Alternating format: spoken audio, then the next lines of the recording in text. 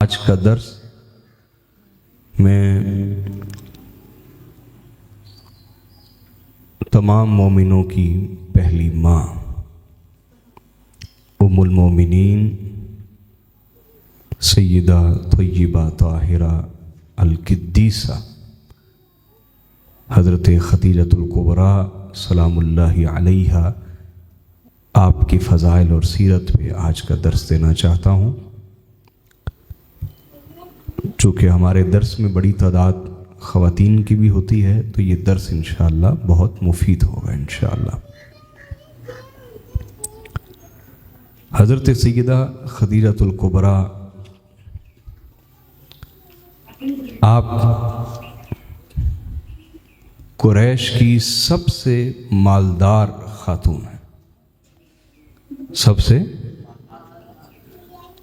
اب عموماً مال انسان کو بے راہ روی کی طرف، گناہ کی طرف مائل کرتا ہے، تکبر، سرکشی اور اللہ کی نافرمانی کی طرف لے جاتا ہے۔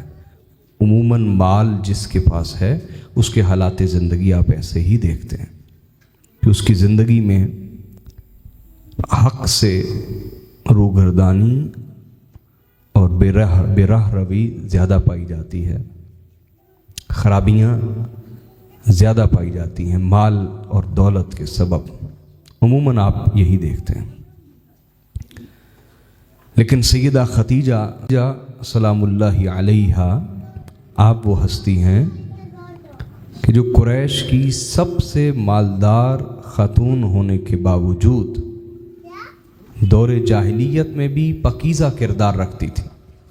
دور جاہلیت میں بھی بولیے نا، پاکیزہ کردار رکھتی، یہاں تک کہ وہ دور جاہلیت جس میں حلال حرام کی کوئی تمیز نام کی چیز نہ تھی، اس دور میں بھی حضرت خدیجہ طاہرہ کے لقب سے مشہور تھی۔ پاکیزہ عورت، کیا؟ پاکیزہ عورت کے لقب سے، طاہرہ کے لقب سے مشہور تھی۔ تو اللہ پاک کا چناؤ تھا کہ وہ خاتون جو دور جاہلیت میں بھی سب سے مالدار ہونے کے باوجود، تھوڑی سی وسل کم کیجیے، سب سے زیادہ بولیے، مالدار ہونے کے باوجود بھی اتنی پاک صاف خاتون تھیں کہ طاہرہ کے لقب سے مشہور تھیں۔ تو اللہ تعالیٰ نے اس خاتون کو چنا اس ہستی کے لیے جنہیں دور جاہلیت میں بھی الصادق والامین کہا جاتا تھا۔ دور جاہلیت میں بھی وہ سب سے زیادہ سچے اور سب سے زیادہ امانت دار کہلانے والے جو تھے، یعنی ہمارے آقا حضرت محمد صلی اللہ علیہ وآلہ وسلم، اللہ تعالیٰ نے ان کے لیے اس پاکیزہ خاتون کا انتخاب کیا، حضرت خدیجہ کا، حضرت سلام اللہ علیہ۔ حضرت خدیجہ آپ کو بہت سے پیغامات نکاح کے آئے لیکن آپ نے ان کو رد فرما دیا، ان کو بولیے رد فرما دیا، اپنے لائق نہ سمجھا۔ تو آپ کی سہیلی اور دیگر احباب نے آپ کو پیغام پہنچایا کہ محمد بن عبداللہ جو الصادق والامین کے لقب سے معروف ہیں، وہ سب جانتے تھے، تو وہ تجارتی قافلے پہ جا رہے ہیں۔ اس پر حضرت خدیجہ نے پیغام بھیجا حضور علیہ الصلوۃ والسلام کی بارگاہ میں کہ تمام عرب کے تاجر مجھ سے پیسے لے کے، قرض لے کے تجارت کرتے ہیں، اور یہ ان کے لیے فخر کی بات ہوتی کہ میں انہیں اماؤنٹ دوں، رقم دوں، پیسے دوں، لیکن یہ میرے لیے سعادت کی بات ہوگی کہ آپ میری رقم کو قبول فرما لیں اور اس سے تجارت کریں، اور میں جتنا پروفٹ، جتنا نفع، جتنی منفعت دوسرے لوگوں کو دیتی ہوں اس سے 2 گنا آپ کو پیش کروں گی، تو یہ میرے لیے سعادت ہوگی کہ آپ اس مال کو قبول فرما لیں۔ اور یہ نبی علیہ الصلوۃ والسلام کی نیک نامی اور نیک شہرت کے سبب تھا کہ آپ اس وقت بھی الصادق والامین کہلاتے تھے۔ نبی علیہ السلام نے حضرت ابو طالب علیہ السلام کی مشاورت کے بعد اس پیشکش کو قبول فرما لیا۔ اب جب ہمارے آقا صلی اللہ علیہ وآلہ وسلم آپ اس مال کو لے کے چلے تو حضرت خدیجہ نے اپنے غلام میسرہ اس کو حکم دیا کہ تم ان کے ساتھ ہو جاؤ اور ان کی مصاحبت میں صحبت میں رہنا اور ایک لمحے کے لیے بھی ان سے غافل نہ ہونا اور خوب مشاہدہ کرنا کہ وہ کیا کیا کرتے ہیں اور پھر اس کو خوب یاد رکھنا اور لفظ بلفظ آ کے مجھے اطلاع دینا۔ میسرہ آقا علیہ الصلوۃ والسلام کے ساتھ چل پڑا۔ تھوڑی سی وصل اور کم کیجیے۔ اب میسرہ نے سب سے پہلی جو حیران کن چیز دیکھی وہ یہ کہ آقا علیہ الصلوۃ والسلام کی خدمت پہ ایک بادل معمور ہے، ایک بادل، اور حضور علیہ الصلوۃ والسلام جب بھی دھوپ میں سفر کرتے ہیں تو وہ بادل فوری آپ کے اوپر آ کے سایہ کر دیتا ہے۔ باقی قافلے کے تمام لوگ دھوپ میں چل رہے ہوتے اور حضور علیہ الصلوۃ والسلام پہ بادل سایہ کیے رہتا۔ یہ حیران کن چیز تھی میسرہ کے لیے۔ پہلے وہ سمجھا کہ یہ اتفاق ہے، پھر جب اس نے غور کیا کہ یہ بادل مسلسل حضور پہ سایہ کیے ہوئے تو اس نے یہ چیز پہلی نوٹ کر لی۔ دوسری یہ کہ حضور علیہ الصلوۃ والسلام جب ملک شام پہنچے تو وہاں پر میسرہ اس کے پاس ایک عیسائی راہب آیا، عیسائی بولیے راہب، اور اس کا نام تھا نستورہ۔ کیا نام تھا اس کا؟ سید احمد نستورہ نامی راہب۔ اس نے کہا کہ یہ شخص کون ہے تم جس کی خدمت کر رہے ہو؟ انہوں نے کہا کہ یہ قریش کے ایک جوان ہیں اور بڑا نیک نام رکھتے ہیں اور بڑے اعلیٰ کردار کے ہیں۔ نستورہ نے کہا تمہیں خبر نہیں تمہیں کس کی خدمت کی سعادت ملی؟ یہ نبی آخر الزماں ہیں، یہ خاتم النبیین ہیں، یہ آخری نبی ہیں۔ اور اس نے کہا کہ آؤ میں تمہیں اس کی علامت دکھاتا ہوں، اس کی نشانی دکھاتا ہوں۔ وہ ایک گاہک بن کے آقا علیہ الصلوۃ والسلام کی بارگاہ میں حاضر ہوا، یعنی جو سودا خریدنے آتا ہے اس کو گاہک کہتے ہیں۔ تو گاہک بن کے رسول اللہ کے پاس آیا اور کہنے لگا کہ یہ جو مال ہے اس کے متعلق آپ لات اور عزا کی قسم کھائیں پھر میں مال خریدوں گا۔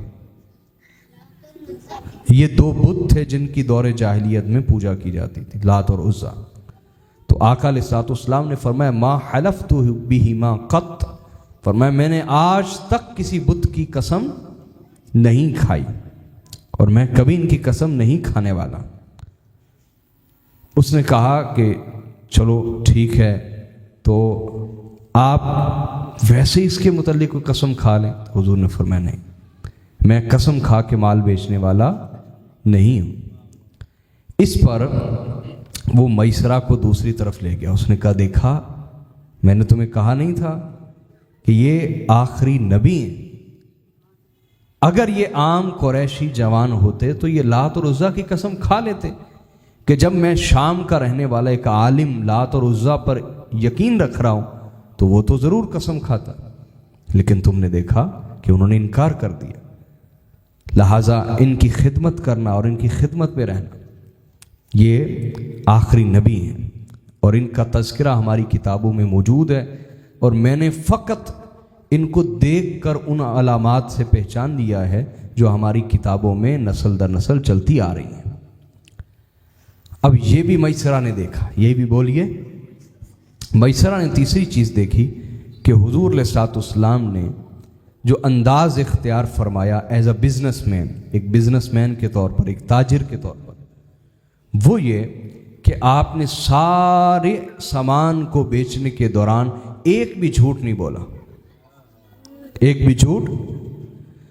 اور اگلی حیران کن چیز جو میسرہ کے لیے تھی وہ یہ، اور تمام تاجروں کے لیے تھی وہ یہ کہ حضور علیہ الصلوۃ والسلام جب اپنے مال کی تعریف فرماتے تو تعریف کرنے کے بعد جو اس میں کمی کمزوری ہوتی وہ بھی بتا دیتے، وہ بھی کہ یہ اس کی خوبیاں ہیں اور یہ اس کی خامیاں ہیں، میرٹس بھی اور ڈیمیرٹس بھی دونوں بتا دیتے۔ اب یہ تاجروں کے لیے ایک حیران کن چیز تھی وہاں کے تاجروں کے لیے کہ بھلا دنیا کا کون سا تاجر ہے جو اپنے مال کے نقائص بھی بتا دے، خامیاں بھی بتا دے۔ اس پر حضور علیہ الصلوۃ والسلام کا مال سب سے پہلے بک گیا۔ اس چیز نے تاجروں کو انتہائی متاثر کیا اور حضور کا مال سب سے پہلے بک گیا۔ اب نبی علیہ الصلوۃ والسلام کا جو وے آف بزنس تھا، جو تجارت کا انداز تھا، وہ یہ بھی تھا کہ وہاں کے جتنے بھی تاجر ہوتے تھے مکہ کے، تو وہ وہاں مال بیچ کے پیسے لے کے واپس آ جاتے تھے۔ جب قافلہ واپس آنے لگا تو حضور علیہ الصلوۃ والسلام نے اس مال کی وہاں سے چیزیں خرید لی جو مکہ میں پائی نہیں جاتی تھی، تو وہاں سے چیزیں خرید کے وہ لا کے مکہ میں دوبارہ بیچ دی۔ اس طرح کئی گنا نفع حضرت ختیجہ کو ہوا، کئی گنا نفع، اور انہوں نے بھی نبی علیہ الصلوۃ والسلام کو کئی گنا نفع پیش کیا۔ یہ حیران کن چیز تھی۔ اب جب میسرہ واپس آیا تو اس نے آ کے حضرت ختیجہ کو یہ سارے حالات بتائے، تو آپ سمجھ گئیں کہ یہ واقعی نبی آخر الزماں ہے۔ لہٰذا حضرت ختیجہ نے اپنی سہیلی نفیسہ، ان کے ذریعے حضور علیہ الصلوۃ والسلام کو پیغام بھیجا کہ میں آپ سے نکاح کرنا چاہتی ہوں۔ اب آپ یہ غور فرمائیں کہ نبی علیہ الصلوۃ والسلام نے اس کو عیب نہیں جانا، کیونکہ پیغام نکاح ہے۔ آج زنا بدکاری کا پیغام تو مرد اور عورتیں ڈائریکٹ دے رہے ہیں ایک دوسرے کو، لیکن نکاح کے لیے اگر کوئی پیغام ایسا بھیج دیا جائے تو اس پر ایک آفت کھڑی ہو جاتی ہے خاندانوں کے اندر، بلکہ لڑائی تک کی نوبت آ جاتی کہ پیغام کیوں بھیجا، نکاح کا پیغام کیوں بھیجا۔ تو ہم اس حال کو پہنچ چکے ہیں کہ نکاح کا پیغام بھیجا جائے تو فساد کھڑا ہو جاتا، اور زنا کے پیغام ڈائریکٹلی واٹس ایپ پہ اور فون کے ذریعے بھیجے جا رہے ہیں۔ اللہ تعالیٰ ہمیں حیا کی دولت عطا فرمائے اور ہماری نسلوں کو حیا کی دولت عطا فرمائے۔ اور حیا یہی ہے کہ حرام کبھی کرے نہ اور حلال سے کبھی ڈرے نہ۔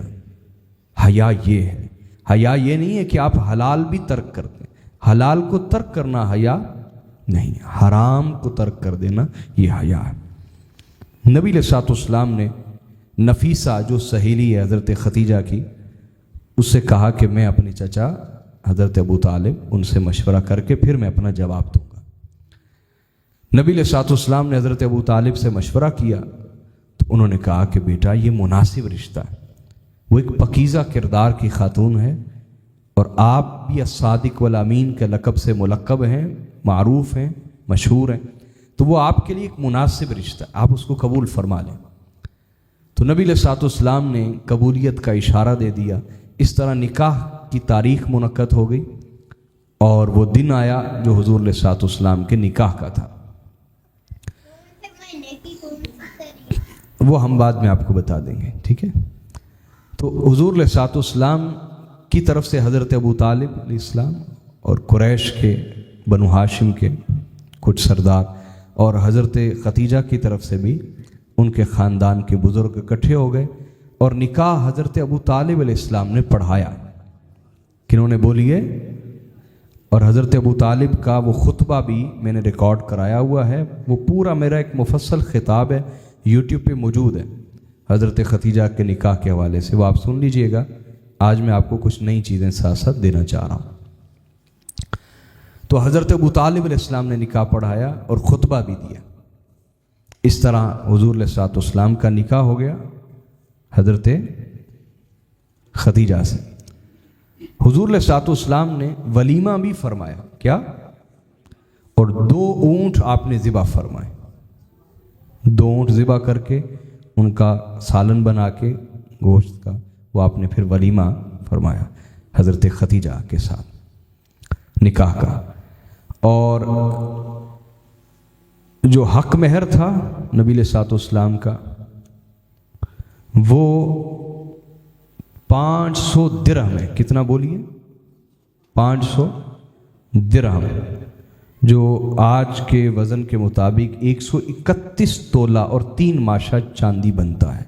131 تولہ اور 3 ماشا چاندی، یہ آپ نے نوٹ فرما لیا. ہمارے ہاں جو کہا جاتا ہے شرعی حق مہر لکھ دو. کیا؟ میں ایک مفتی صاحب کے پاس موجود تھا تو انہوں نے مجھے رجسٹر دکھایا، حق مہر پہ ان سے گفتگو ہو رہی تھی. انہوں نے کہا کہ آپ دیکھیے یہ میں نے اب تک کئی 100 نکاح پڑھائے، تو لوگ کرتے کیا ہیں، 500 روپے حق مہر، 300 روپے حق مہر یہ لکھواتے ہیں. وہ کہتے ہیں یہ رجسٹر آپ دیکھیے. کیا کریں؟ ان کو کہیں کہ اتنا نہیں بنتا تو وہ کہتے ہیں اتنا ہی بنتا ہے. کہ ہمارے فلاں مولوی صاحب تو 500 روپے کہتے ہیں، شرعی حق مہر فلاں تو 300 روپے کہتے ہیں. تو یہ ایک عورت کی توہین ہے، ایک عورت کی توہین ہے 300-500 روپے حق مہر. نبی علیہ الصلوۃ والسلام نے جو حق مہر ادا فرمایا حضرت ختیجہ کو میں نے بتایا 131 تولہ اور 3 ماشا چاندی تھا. کتنا بولیے؟ 131 تولہ اور 3 ماشا چاندی. یہ سمجھے آپ؟ تو حضرت ابو طالب علیہ السلام نے حضور کی طرف سے حق مہر پیش فرمایا، نکاح بھی خود پڑھایا اور حق مہر بھی حضرت ابو طالب علیہ السلام نے پیش کیا.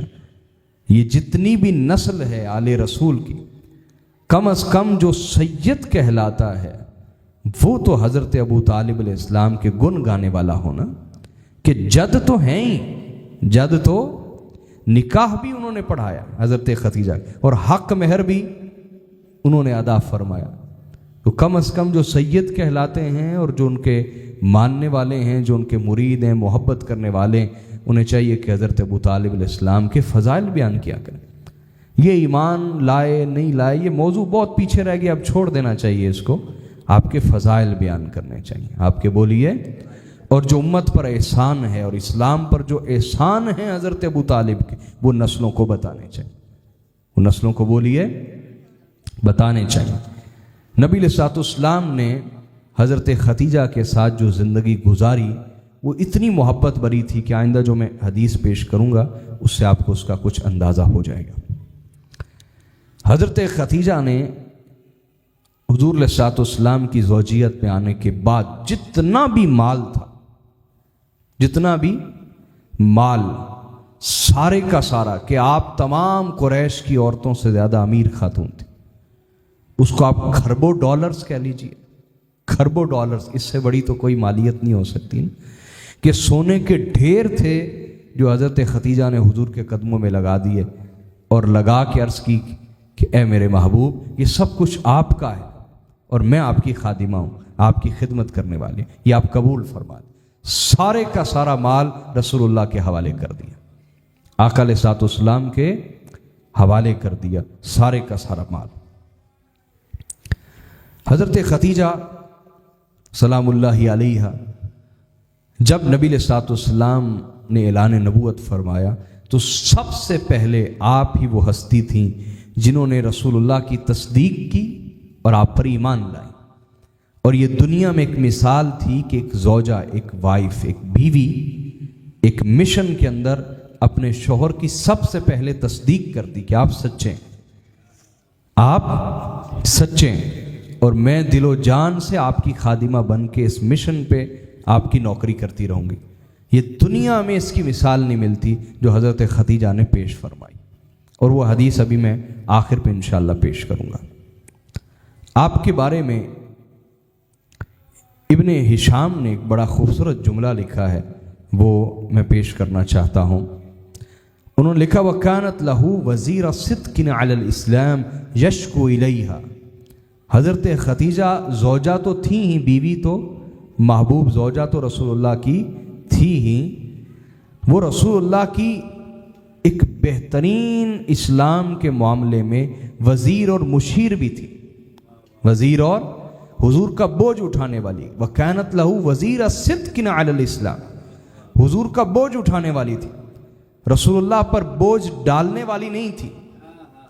عموماً خواتین بیویاں شوہروں پر بوجھ ڈالتی ہیں، لیکن سیدہ ختیجہ کی سیرت اور کردار ایسا تھا کہ بوجھ ڈالنے والی بیوی نہ بنی بلکہ بوجھ اٹھانے والی بیوی بنی. چاہے وہ مالی معاملات تھے، چاہے بولیے مالی معاملات تھے یا دینی معاملات تھے، دونوں معاملات میں رسول اللہ کا بوجھ اٹھانے والی بنی، بوجھ بننے والی زوجہ نہ بنی۔ یشکو الیہا، اور آقا علیہ الصلوۃ والسلام انہیں ایک نہ صرف محبتوں کا جہان سمجھتے تھے، نہ صرف بولیے محبتوں کا جہان، بلکہ ایک سکون کا جہان سمجھتے تھے۔ وہاں صرف ناز نہیں تھے، جو بیوی والے ناز ایک خاتون اپنے شوہر کو دکھاتی، وہ صرف ناز وہی نہیں تھے، وہ صرف محبوبانہ انداز نہیں تھے، بلکہ عاشقانہ انداز تھے کہ رسول اللہ کے ناز اٹھاتی تھی۔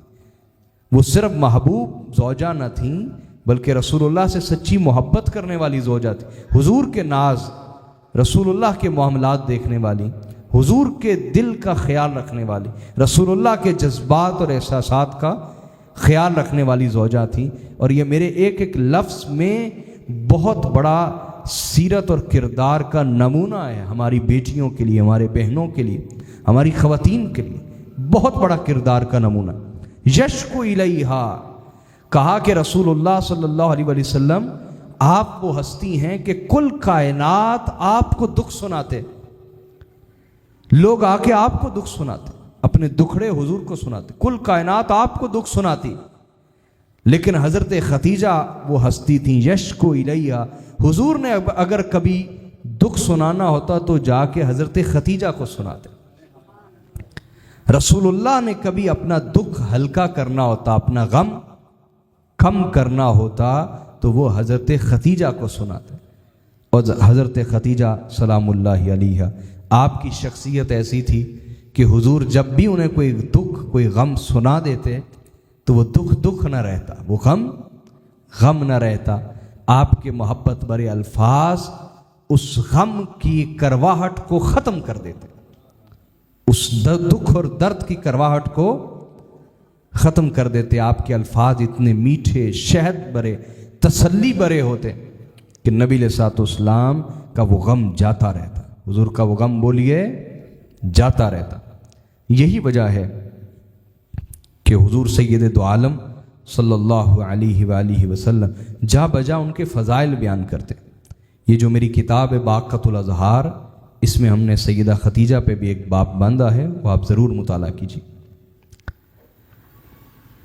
حدیث کو امام بخاری نے روایت کیا صحیح میں، اور حدیث نمبر 3609، امام مسلم نے صحیح میں، اور حدیث نمبر 2432۔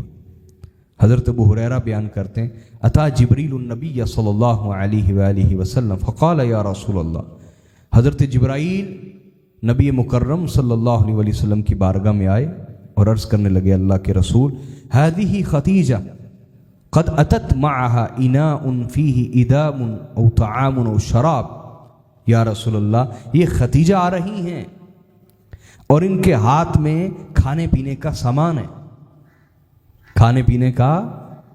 اب غور فرمائیے آپ، سیدہ خدیجہ اتنی مالدار ہیں کہ آپ 100 ملازمائیں، 100 لونڈیاں بھی گھر میں خدمت پہ رکھ سکتی، خدمت پہ بولیے، سمجھ آ رہی ہے بات یا نہیں؟ لیکن یہ رسول اللہ سے محبت ہے سیدہ خدیجہ کی کہ حضور کے لیے کھانا خود بناتی، کھانا بولیے خود بنا رہی ہیں، اور خود نہ صرف کھانا خود بنا رہی ہیں بلکہ دسترخوان پہ بھی خود لگا رہی ہیں، دسترخوان پہ بھی بولیے خود لگا رہی ہیں، تو خود کھانا حضور کے لیے بناتی ہیں اور خود دسترخوان پہ لگاتی ہیں۔ یہ ایک عجب محبت بڑا انداز ہے۔ آج جن کے پاس تھوڑا بہت مال دولت آ جاتی ہے وہ یہ بھی ایک محبت کا رشتہ ختم کر دیتے ہیں، وہ میاں بیوی محبت کا یہ والا رشتہ بھی ختم کر دیتے ہیں۔ جیسے بانو قدسیہ نے ایک جملہ لکھا کہ جب سے گیزر آیا تو میاں بیوی کی محبت کا ایک اور رشتہ کم ہو گیا، کہ بیوی جو محبت سے شوہر کے لیے پانی گرم کرتی تھی اور واش روم میں رکھتی تھی، وہ ایک محبت کا رشتہ بھی کم ہو گیا گیزر کے آنے سے۔ یہ ایک سوچنے کا انداز ہے، ایک خوبصورت سوچنے کا انداز ہے، یہ ایک خاتون ہی کہہ رہی ہے، ایک بیوی کہہ رہی ہے۔ تو جو شوہر کی خدمت اور محبت کے انداز ڈھونڈنا چاہے اس خاتون کو بہت سے اسباب اور ذرائع مل جاتے ہیں، اور جو جان چھڑانا چاہے اسے بھی بہت سے اسباب اور ذرائع مل جاتے ہیں۔ تو سیدہ خدیجہ جو 100 ملازمائیں بھی رکھ سکتی تھیں اس کے باوجود آقا علیہ الصلوۃ والسلام کے لیے خود کھانا بناتی ہیں اور خود اٹھا کے لا رہی ہیں اور خود دسترخوان پہ لگا رہی ہیں۔ اندازہ فرمائی اب اللہ تعالیٰ کو آپ کی یہ ادا اتنی پسند آئی کہ حضرت جبرائیل علیہ السلام نے فرمایا فَإِذَا هِيَ أَتَتْكَ، جب یہ آپ کے پاس آ جائیں فَقْرَ عَلَيْهَا السَّلَامَ مِن رَبِّهَا وَمِنِّي، تو حضرت جبرائیل علیہ السلام نے عرض کی کہ آقا جب خدیجہ آپ کے پاس آ جائیں تو اللہ تعالیٰ فرماتا ہے کہ میری طرف سے بھی انہیں سلام پیش کریں اور جبرائیل کی طرف سے بھی سلام پیش کریں۔ اللہ ایسے ہی کسی خاتون پہ سلام نہیں بیچتا۔ اندازہ فرمائیے کل بھی ہماری بات ہو رہی تھی کہ جس کو بھی یہ کمال درجے کے مقامات ملتے ہیں وہ خدمت سے ملتے ہیں، وہ لمبی تسبیحوں وظیفوں اور نفلی نمازوں ان سے ملتے، خدمت سے ملتے ہیں۔ اور سیدہ خدیجہ پہ بھی جو اللہ تعالیٰ سلام نازل فرما رہا ہے، اس کا سبب اور وجہ خدمت رسول ہے، حضور کی خدمت، حضور کی بولیے اور یا رسول اللہ وبشرھا، اور انہیں بشارت دیں، انہیں بولیے نا، بشارت دیں کس چیز کی؟ بِبَيْتٍ فِي الْجَنَّةِ مِنْ قَصَبٍ، انہیں بشارت دیں کہ جنت میں ان کے لیے موتیوں کا بہت بڑا محل اللہ نے تیار کیا ہوا ہے، لا صخب فیہ ولا نصب، اس میں کوئی شور نہیں ہوگا، کوئی تکلیف نہیں ہوگی۔ اور حضرت انس روایت کرتے ہیں، امام نسائی نے السنن الکبریٰ میں روایت کیا اور حدیث نمبر 10206، امام حاکم نے المستدرک میں حدیث نمبر 4856 ہے۔ اب یہ ایک الگ واقعہ ہے، اس میں ہے جاء جبریل الی النبی صلی اللہ علیہ وآلہ وسلم وعندہ خدیجہ، ایک دفعہ حضرت جبرائیل رسول اللہ کی بارگاہ میں آئے تو سیدہ خدیجہ بھی وہاں بیٹھی ہوئی تھی۔ تو میں یہ عرض کر رہا ہوں کہ جن پر خود اللہ سلام بھیجتا ہے، جن پر خود، ان پر ہم سلام بھیجیں تو معاذ اللہ استغفر اللہ، یہ کہتے بدعت ہو گئی، یہ حرام ہو گیا، یہ شیعہ ہو گیا، اہل سنت سے خارج ہو گیا۔ بھئی اہل سنت کس کو کہتے ہیں؟ جو رسول اللہ کی سنت پہ کھڑا ہو۔ اہل سنت کسی مولوی کا نام ہے، کسی مفتی کا نام ہے، کسی فرقے کا نام ہے؟ اہل سنت تو سنت والوں کو کہتے ہیں نا، تو جو رسول اللہ کی سنت پہ کھڑا ہوگا وہ اہل سنت ہوگا نا، وہ سنت والا ہوگا۔ تو نبی علیہ الصلوۃ والسلام کی سنت یہ اور اللہ کی سنت تو یہ ہے کہ اہل بیت پر سلام بیچتے ہیں، اہل بیت پر۔ تو ہم اگر سیدہ خدیجہ کے لیے یا مولا علی کے لیے علیہ السلام کہہ دیں تو وہ کہتے ہیں یہ سنت سے خارج ہو گیا۔ اللہ کے بندو کچھ تو حیا کرو کہ یہ اہل بیت پر سلام بھیجنا سنت ہے یا ان کے اوپر سلام بھیجنے سے روکنا سنت ہے؟ بولیے تو صحیح نا، اہل بیت پر سلام بھیجنا یہ سنت ہے یا سلام بھیجنے سے روکنا یہ سنت؟ غور کیجیے۔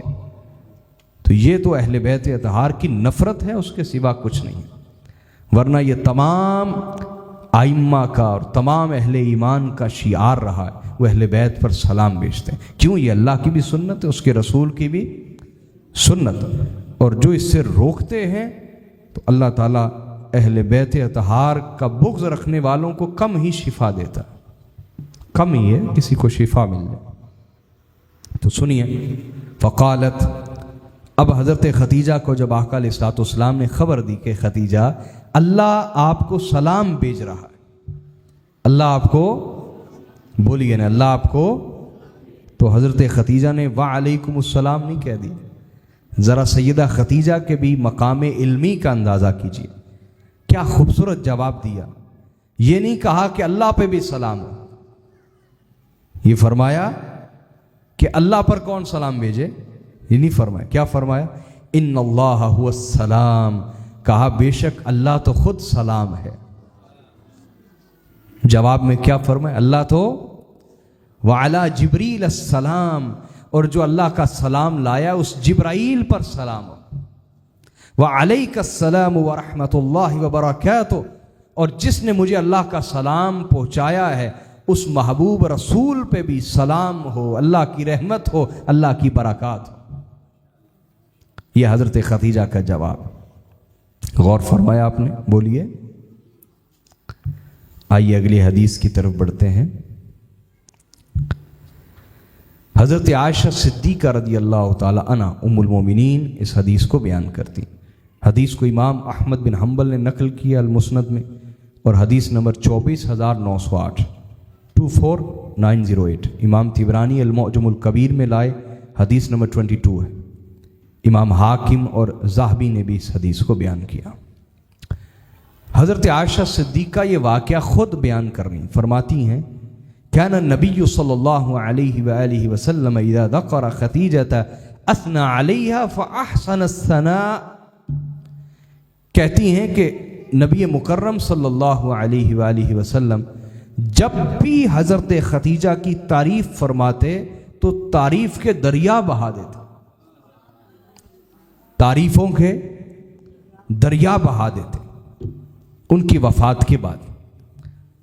اب یہ بڑا ایک مشکل مرحلہ ہے، ایک خاتون ہونے کے ناطے، ایک سوکن ہونے کے ناطے اللہ تعالیٰ نے طبیعت میں غیرت تو رکھی ہوتی نا عورت کی، تو وہ غیرت حضرت عائشہ صدیقہ کہتی ہیں ایک دن میری جاگ گئی۔ یہ کوئی نفرت نہیں تھی حضرت خدیجہ سے، نفرت ہوتی تو یہ واقعہ سناتی نا۔ یہ واقعہ وہ ایک وقتی طور پہ طبیعت میں، خواتین کی طبیعت میں ایک غیرت ہوتی ہے جو جاگ اٹھتی ہے، تو انسان ہونے کے ناطے، اور اللہ تعالیٰ نے بھی اس پہ بھی ان کا کوئی مواخذہ نہیں فرمایا، رسول اللہ نے بھی ان کی کوئی پکڑ نہیں فرمائی۔ کہتی فغرت یوما، ایک دن مجھے غیرت آ گئی، فقلت میں اکثر ما تذکرہ حمراء الشدق، میں نے کہا یا رسول اللہ آپ اس بوڑھی خاتون کو یاد کرتے رہتے جس کے رخسار ایسے تھے اور ایسے تھے، قد ابدلک اللہ بہا خیرا منہا، اللہ نے ان سے بہتر آپ کو بیویاں دے دی، جوان خوبصورت۔ اب جب یہ جملہ کہا تو نبی علیہ الصلوۃ والسلام شدید ناراض ہو گئے، اور آپ نے فرمایا عائشہ ما ابدلنی اللہ خیرا منہا، سن لو اللہ نے خدیجہ سے بہتر مجھے کوئی بیوی نہیں عطا کی، خدیجہ سے بہتر کوئی خاتون، کوئی زوجہ مجھے اللہ نے عطا ہی نہیں کی، خدیجہ سے بہتر کوئی خاتون نہیں۔ قد آمنت بی اذ کفر بی الناس، یاد رکھو خدیجہ اس وقت مجھ پر ایمان لائیں جب لوگ میرا کفر کر رہے تھے، لوگ میرا انکار کر رہے تھے، اور خدیجہ مجھ پر ایمان لا رہی تھی۔ وصدقتنی اذ کذبنی الناس، اور جب لوگ میری تکذیب کر رہے تھے، مجھے جھوٹا قرار دے رہے تھے، لوگ میری تکذیب کر رہے تھے اور خدیجہ میری تصدیق کر رہی تھی، خدیجہ مجھے سچا قرار دے رہی تھی، میری تصدیق کر رہی تھی۔ وَوَاسَتْنِي بِمَالِهَا اِذْ حَرَمَنِيَ النَّاسِ، اور جب لوگوں نے مجھے اپنے مال سے محروم کر دیا تو خدیجہ نے اپنا سارا مال میرے قدموں پہ قربان کر دیا۔ ایک خاتون طبعاً مال سے محبت کرتی ہے، مرد سے زیادہ خاتون محبت کرتی، مال سے، دولت سے، اور اپنی چیزوں سے، اور حضور نے فرمایا کہ خدیجہ نے اپنا سارا مال مجھ پہ قربان کر دیا۔ وَرَزَقَنِيَ اللَّهُ وَلَدَهَا اِذْ حَرَمَنِي أَوْلَادَ النِّسَاءِ، اور آپ نے فرمایا کہ اللہ تعالیٰ نے باقی تمام بیویوں سے مجھے اولاد عطا کرنے سے محروم کر دیا، اور اللہ نے مجھے خدیجہ کے ذریعے اولاد عطا فرمائی، اور یہ بھی ایک خصوصی شرف ہے جو خدیجہ کو حاصل ہے۔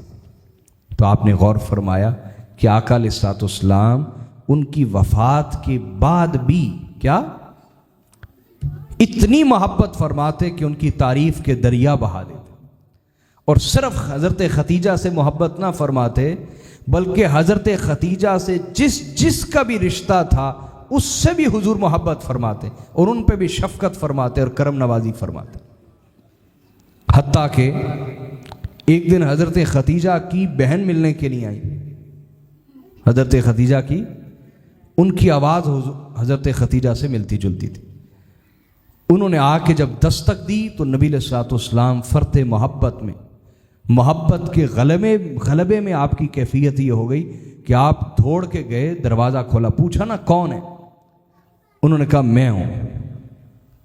تو ان کا لب و لہجہ حضرت ختیجہ سے ملتا جلتا تھا. تو نبی علیہ الصلوۃ والسلام محبت کے اندر اور محبت کے غلبے میں، فرط محبت میں حضور کا حال یہ ہوا کہ آپ دوڑے دروازے کی طرف، اور دروازہ کھولا تو آگے دیکھا ان کی بہن ہے. تو حضور نے فرمایا کہ اوہ تم تو ختیجہ کی بہن ہو، میں تو یہ سمجھا کہ شاید ختیجہ لوٹ آئی ہے. ہائے ہائے ختیجہ، یعنی اس جملے سے آپ اندازہ فرمائیں رسول اللہ کتنی محبت فرماتے تھے حضرت ختیجہ، اندازہ فرمایا. اور صرف بہنوں سے نہیں بلکہ ان کی سہیلیوں سے بھی آپ محبت فرماتے، شفقت فرماتے ان کے اوپر، کہ جب بھی نبی علیہ الصلوۃ والسلام کوئی بکری ذبح فرماتے کھانے کے لیے، عرب میں کلچر تھا بکرے کے گوشت اور بکری کے گوشت کا، تو جب بھی صرف قربانی پہ حضور نہ کرتے، میں نے بتایا ایک کلچر تھا وہاں گوشت کھانے کا، بکریوں کا. تو نبی علیہ الصلوۃ والسلام جب بھی کوئی بکری بکرا ذبح فرماتے تو اس میں سے گوشت علیحدہ فرما دیتے اور فرماتے کہ یہ ختیجہ کی سہیلیوں کو دے آؤ، ختیجہ کی سہیلیوں کو یہ گوشت دے آؤ. اندازہ فرمائیں کہ سیدہ ختیجہ کی سہیلیوں پہ بھی اتنی شفقت فرماتے ان کے سبب اور ان کی محبت کے سبب. اور حضرت انس بن مالک رضی اللہ تعالیٰ عنہ روایت کرتے ہیں، حدیث کو امام ترمذی نے بیان کیا سنن میں، اور حدیث نمبر 3878، امام احمد بن حنبل نے المسند میں، اور حدیث نمبر 12414 12414، ابن حبان نے بھی روایت کیا. آقا علیہ الصلوۃ والسلام نے فرمایا حسبک من نساء العالمین مریم بنت عمران، فرمایا تمہیں پیروی کرنے کے لیے، اقتداء کے لیے، اتباع کے لیے، فالوئنگ کے لیے، نمونہ اپنے سامنے رکھنے کے لیے 4 عورتیں ہی کافی ہیں. کتنی عورتوں سے حضور خطاب فرما رہے ہیں، اے عورتوں محلے کی مائیوں سے نہ سیکھو بیوی کیسے بننا ہے، بیٹی کیسے بننا ہے، زوجہ کیسے بننا ہے. ہو سکتا ہے ان کی اپنی اچھی زندگی نہ گزری ہو، ان کی اپنی اچھی زندگی، تو وہ اپنی زندگی کا غصہ تمہارے اندر اتار دیں، اپنی زندگی کا جو غصہ ہے وہ تمہارے اندر اتار دیں. تو نبی علیہ الصلوۃ والسلام نے فرمایا اچھی بیوی کیسے بننا ہے، بیٹی کیسے بننا ہے، اچھی ماں کیسے بننا ہے، اچھی سہیلی کیسے بننا ہے. یہ اگر تم سیکھنا چاہتے ہو اچھی زوجہ، اچھی ماں، اچھی بیٹی، اچھی بہن بننے کے لیے، تو 4 عورتیں ہی تمہیں کافی ہیں. کتنی بولیے نا 4. فرمایا 4 عورتیں تمہیں کافی ہیں. حسبک من نساء العالمین، تمہیں 4 عورتیں کافی ہیں. مریم بنت عمران، عمران علیہ السلام کی بیٹی مریم، ان کی سیرت کو اپنے سامنے رکھو، ان کی سیرت کو اپنے. وختیجہ بنت خویلد، اور خویلد کی بیٹی ختیجہ الکبریٰ، ان کی سیرت کو اپنے سامنے رکھو. وفاطمہ بنت محمد، اور محمد مصطفیٰ کی بیٹی فاطمہ الزہرا کو، ان کو اپنے سامنے رکھو. وآسیۃ امرأۃ فرعون، اور فرعون کی بیوی حضرت آسیہ کو اپنے سامنے رکھو کہ کس طرح انہوں نے ایمان کی خاطر مشقتیں برداشت کیں، تکلیفیں برداشت کیں، لیکن ایمان سے پیچھے نہ ہٹیں. ان 4 عورتوں کی سیرت سیکھو، یہ رسول اللہ فرما رہے ہیں. اچھی بیوی بننا سیکھنا ہے، اچھی ماں بننا سیکھنا ہے، اچھی بہن بننا سیکھنا ہے، اچھی بیٹی بننا سیکھنا ہے. ان 4 عورتوں کی زندگی کو سیکھو، یہ تمہارے اوپر فرض ہے، ان کو سیکھو. ان کی سیرت کیا تھی، ان کا کردار کیا تھا. اور آج جب میں یہ حدیث پڑھ رہا تھا تو میرے دل میں یہ آ رہا تھا کہ انشاءاللہ ان 4 کی سیرت پہ میں لیکچر ریکارڈ کرواؤں گا انشاءاللہ، تاکہ حضور کا حکم پورا کرنے میں آپ کو آسانی ہو، آپ کو آسانی ہو. تو حضور نے فرمایا یہ 4 عورتیں تمہیں کافی ہیں. اور عجب شان ہے رسول اللہ کے گھر کی کہ جب سے آدم علیہ السلام بنے تب سے لے کر آج تک باقی تمام امتوں میں سے حضور نے 2 عورتوں کا انتخاب کیا، تمام امتوں سے. اور امت محمدیہ میں، صرف امت محمدیہ میں سے حضور نے 2 عورتوں کا انتخاب کیا. یعنی امت محمدیہ کی یہ شان ہے اور رسول اللہ کے اہل بیت کی یہ شان ہے کہ ادھر تمام امتیں 1 لاکھ سے زائد انبیاء کی امتیں ان میں سے 2 عورتوں کا انتخاب ہوا. ادھر اکیلے حضور کی امت ہے اور حضور کا خاندان ہے، ان میں سے 2 عورتوں کا انتخاب ہوا اور فرمایا کہ یہ 4 خواتین تمہیں کافی ہیں، ان کی سیرت سیکھو، ان کے کردار کو سیکھو اور ان پہ عمل کرو. سبحان اللہ. اور دونوں اہل بیت میں سے، دونوں بولیے، رسول اللہ کے اہل بیت میں سے، حضور کے گھرانے میں سے. حاضرین، آخر میں سیدہ خدیجۃ الکبریٰ سلام اللہ علیہا آپ کے حوالے سے میں یہ ضرور عرض کرنا چاہتا ہوں کہ آخر نبی علیہ الصلوۃ والسلام اتنی شدید محبت ان کی وفات کے بعد بھی کیوں فرماتے اور اتنا یاد کیوں کرتے؟ ان کی وفات کے بعد بھی اتنا، اور حضور ان کی محبت میں اتنا زیادہ کھو جاتے کہ ان کی سوکنوں کے سامنے ان کی تعریفیں فرما رہے ہوتے. یعنی اپنے صحابہ کے سامنے حضرت خدیجہ کی تعریف کرنا ان کی وفات کے بعد یہ تو سمجھ آتا ہے، لیکن حضرت خدیجہ کی جو سوکنے ہیں ان کے سامنے حضور ان کی تعریفیں فرما رہے ہوتے. اس میں ذرا گہرائی میں جائیں، پھر آپ کو کئی باتیں سمجھ آئیں گی. گہرائی میں جائیں. ایک تو شدید محبت ہے، ایک اس میں بولیے، اور دوسرا اس میں حضور علیہ الصلوۃ والسلام دیگر ازواج کو فرمانا یہ چاہ رہے ہوتے تھے کہ دیکھو، سیکھو خدیجہ سے. اگر اللہ کے ہاں اور اونچا مقام چاہتی ہو تو پھر خدیجہ سے سیکھو. خدیجہ نے جس طرح میرا دل جیت لیا، اللہ کو خوش کر دیا، اسلام کی خدمت میں وہ مثال پیش کر دی، خدیجہ نے جس طرح، تم بھی اس طرح بننے کی کوشش کرو. یہ ایک پیغام ہوتا تھا نبی علیہ الصلوۃ والسلام کی طرف سے کہ خدیجہ تمہارے لیے بھی نمونہ ہے، خدیجہ تمہارے لیے بھی. تو اللہ کو خوش کرنے میں، اس کے رسول کی خدمت میں اور اسلام کی خدمت میں جس طرح خدیجہ نے مثال پیش کی ہے، تم بھی اس راستے پر چلو. تو نبی علیہ الصلوۃ والسلام اپنی ازواج کے سامنے حضرت خدیجہ کی تعریف فرما رہے ہوتے ہیں. اس میں کئی پہلو، 2 میں نے عرض کر دیے، ایک تو شدید محبت، اور ایک انہیں بھی فرمانا چاہ رہے ہوتے کہ خدیجہ کے راستے پر چلو. کیا یہ بات آپ سمجھے؟ آخر میں ایک اور وجہ بھی بیان کرتا ہوں کہ آخر نبی علیہ الصلوۃ والسلام اتنا کیوں یاد فرماتے. اتنا حضور علیہ الصلوۃ والسلام پر جب پہلی وحی نازل ہوئی تو آپ گھر تشریف لائے اور آپ کو سردی محسوس ہو رہی تھی. کیا؟ اور صوفیاء فرماتے ہیں کہ جب بھی فیض منتقل ہوتا ہے تو یہ کیفیت ہو جاتی انسان کی، سردی محسوس کرتا ہے اور بعض اوقات کپ کپی طاری ہو جاتی. تو نبی علیہ الصلوۃ والسلام گھر تشریف لائے اور حضرت خدیجہ سے فرمانے لگے، زملونی زملونی، مجھے کوئی کمبل اڑا دو، کمبل اڑا دو، مجھے کمبل اڑا دو. فزملوہ حتی ذہب عنہ الرو. اب حضرت خدیجہ کا کردار دیکھیں. ہماری خواتین ہوں تو وہ کمبل دینے کے بجائے پہلے پوچھے دسو ہویا کیا. ایسا ہی ہے نا، ہویا کیا ہوا ہے پہلے یہ بتائیں.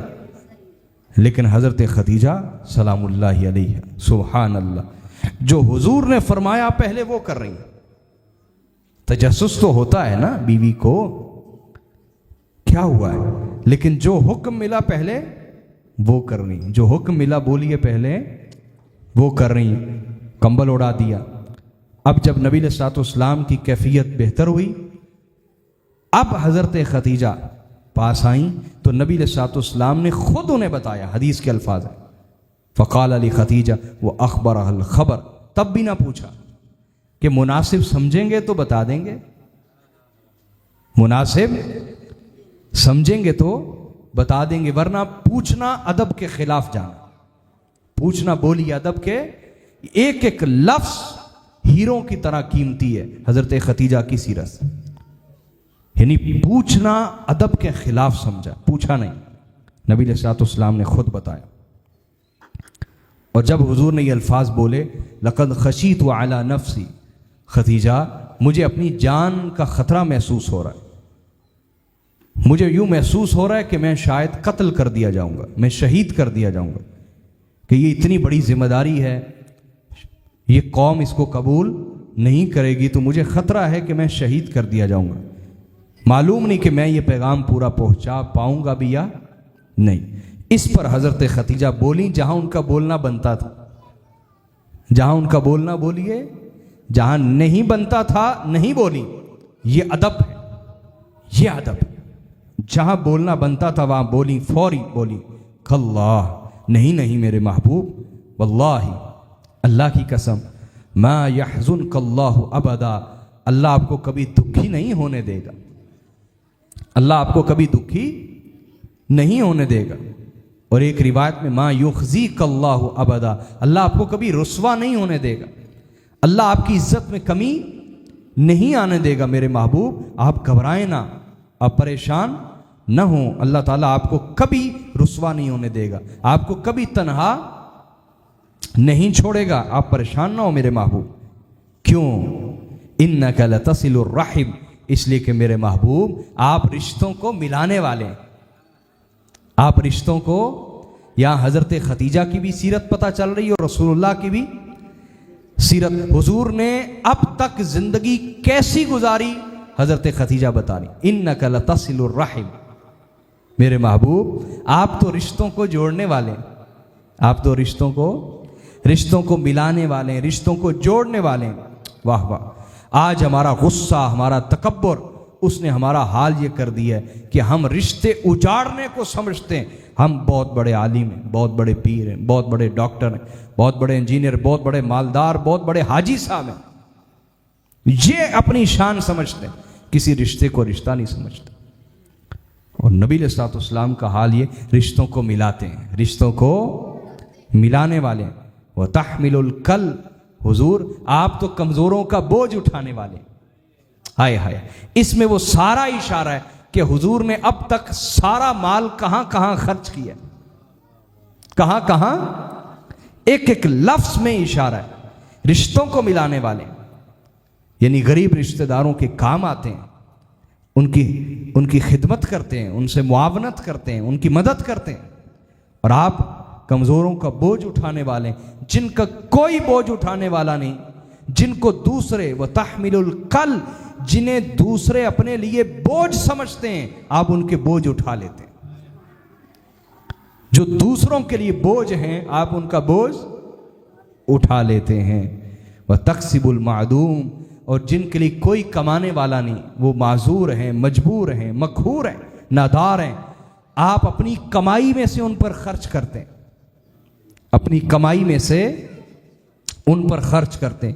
وَتَقْرِ الضَّيْفِ، میرے محبوب آپ مہمان نواز ہیں، کبھی کوئی مہمان آپ کے در سے بغیر کچھ کھائے پیے نہیں گیا، آپ بڑے مہمان نواز ہیں۔ وَتُعِينُ عَلَى نَوَائِبِ الْحَقِّ، اور حق کے رستے میں جو مشکلات آتی ہیں آپ ہمیشہ ہر ایک کی مدد کرتے ہیں، جو بھی حق پر کھڑا ہو آپ اس کی طاقت بن جاتے ہیں، آپ اس کی قوت بن جاتے ہیں، آپ اس کو سپورٹ کرتے ہیں، افرادی طور پہ بھی، مالی طور پہ بھی، جانی طور پہ بھی، زبانی طور پہ بھی آپ اس کو سپورٹ کرتے ہیں، آپ کوئی بھی حق پہ کھڑا ہو اس کو تنہا چھوڑتے نہیں ہیں۔ تو میرے محبوب جس کے اتنے اعلیٰ اخلاق ہوں اس کا رب اسے کبھی تنہا نہیں چھوڑتا، کبھی تنہا، اس کا رب اسے کبھی رسوا نہیں ہونے دیتا، اس کا رب اسے کبھی بھی اس کے حال پہ چھوڑتا، جس کے اتنے اعلیٰ اخلاق ہوں اس کا خدا اسے کبھی ضائع نہیں ہونے دیتا۔ اس سے آپ نے اندازہ کیا، اس سے اگلا درس یہ ملتا ہے صحیح بخاری کی اس روایت سے، وہ یہ کہ ایک بہن بیٹی کو، ایک زوجہ کو، ایک ماں کو کیسا ہونا چاہیے کہ مرد باہر کے غم لے کے آئے تو ان کے پاس اتنے اچھے الفاظ ہوں ویلکم کرتے ہوئے، استقبال کرتے ہوئے، کہ مرد اپنے باہر کے غم بھول جائیں، باہر کے غم بھول جائیں۔ یہ ایک عورت کے لیے اعلیٰ کردار ہے۔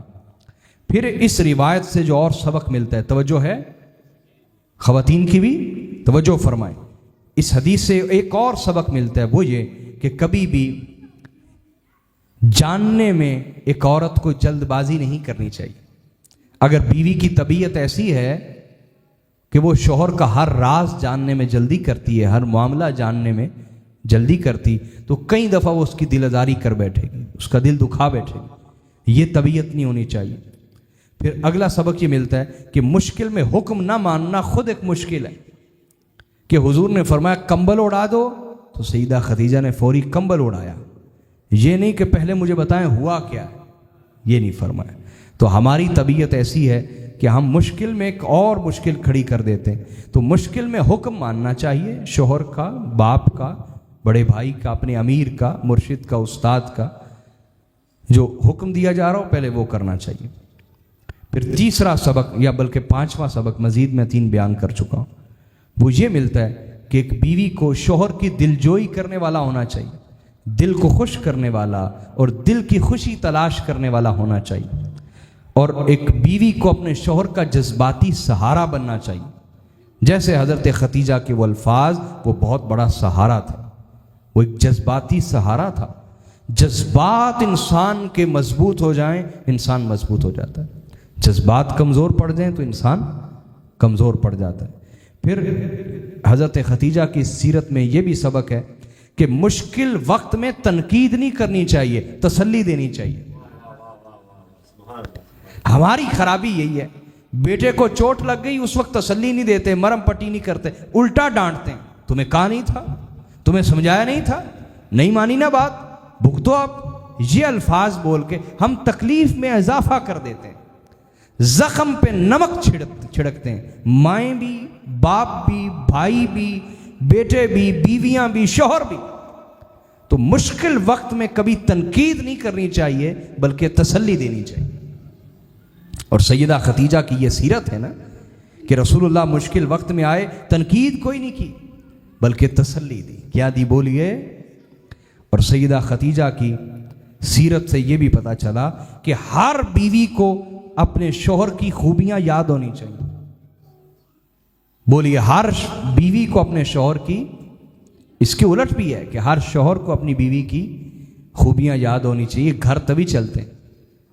لیکن شکوہ کرنے میں، مرد کا شکوہ شکایت کرنے میں خواتین سبقت رکھتی ہیں، وہ زیادہ شکوہ کرتی ہیں شوہر کا شکوہ کرنا، اس کی غیبت کرنا، سہیلیوں کے آگے، اپنے خاندان کے آگے اس کی کمزوریاں بیان کرنا، یہ مرد کی نسبت عورت میں زیادہ چیز پائی جاتی ہے، اور حدیث میں بھی ان کا زیادہ ذکر آیا۔ تو اس لیے یہ مرض ہمیں اپنے سے دور کرنا چاہیے، اپنے سے، آپ بہنوں بیٹیوں کو اس لیے سمجھا رہا ہوں، یہ مرض اپنے اندر سے دور کرنا چاہیے، ٹھیک ہے نا؟ تو شوہر کی خوبیاں یاد ہونی چاہیے۔ سیدہ خدیجہ کی سیرت سے یہ بھی ملا۔ اگلا سبق یہ ملا کہ ایک خاتون کو، ایک عورت کو اللہ پر کامل یقین ہونا چاہیے۔ گھر ہمیشہ وہ کامیاب ہوتا ہے جہاں ایک عورت اللہ پر کامل یقین رکھے، اور اگر عورت کا اللہ پر کامل یقین ہو، جیسے حضرت خدیجہ تسلی دے رہی کہ حضور اللہ آپ کو کبھی تنہا نہیں چھوڑے گا، اللہ آپ کو کبھی رسوا نہیں ہونے دے گا، یہ اللہ پر کامل ایمان ہے کہ حالات خراب ہو جائیں تو یہ نہیں کہ شوہر کو چھوڑ کے اگلی گلی ہو جائے، نہ، اس کو کہیں کہ اللہ اچھا کر دے گا، اللہ حالات بہتر لے آئے گا، آپ پریشان نہ ہو، ہم نے کتنا اچھا وقت گزارا ہے، اس کے اچھے الفاظ مرد کو دوبارہ کھڑے کر دیں گے، اللہ پر کامل ایمان۔ اور سیدہ خدیجہ کی سیرت سے اگلا سبق کیا ملتا ہے کہ ایک بیوی کو شوہر کے مشن پر کاملاً اعتقاد اور عقیدہ ہونا چاہیے، کاملاً اعتقاد، کاملاً یقین رکھنا چاہیے شوہر کے مشن پر۔ اگر ایک بیوی ہی شوہر کے مشن پر کامل یقین، ایمان، یقین اور اعتقاد نہیں رکھے گی، اس کا مشن کمزور پڑ جائے گا، اس کا مشن، بولیے، لہٰذا ایک بیوی کو اپنے شوہر کے مشن پہ کاملاً اعتقاد ہونا چاہیے۔ سمجھے بات یا نہیں؟ بولیے، ثابت ہوتا ہے یا نہیں ہوتا؟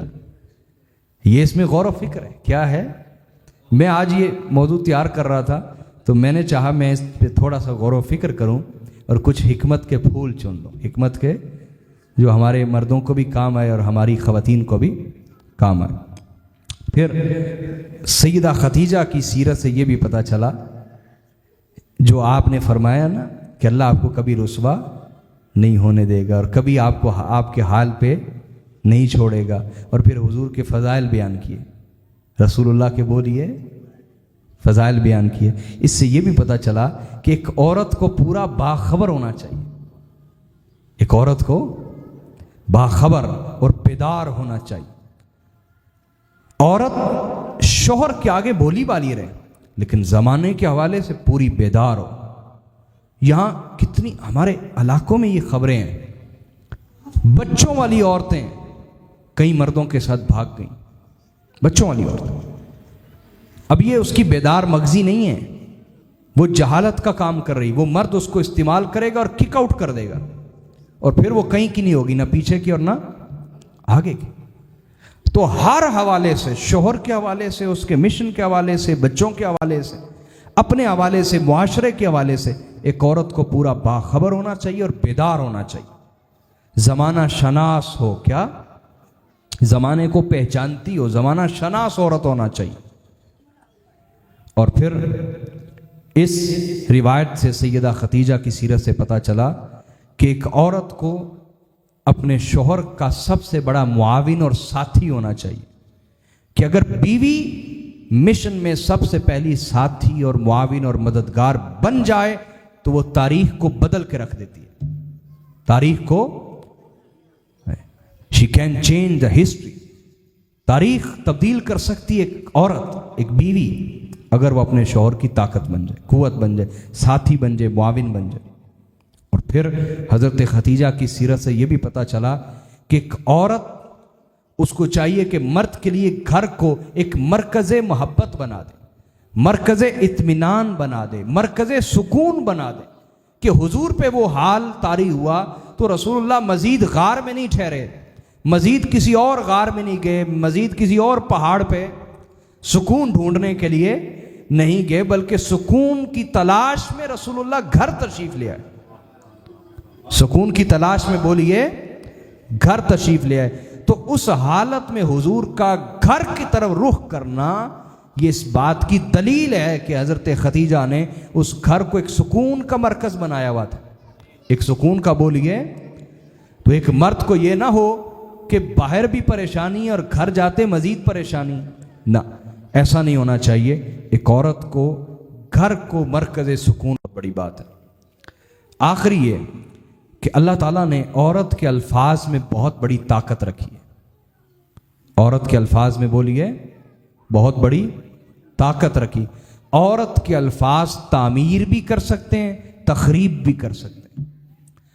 عورت کے الفاظ تعمیر بنا بھی سکتے ہیں، تخریب اجاڑ بھی سکتے ہیں۔ تو سیدہ ختیجہ کے وہ الفاظ کتنے تعمیری الفاظ تھے، کتنے!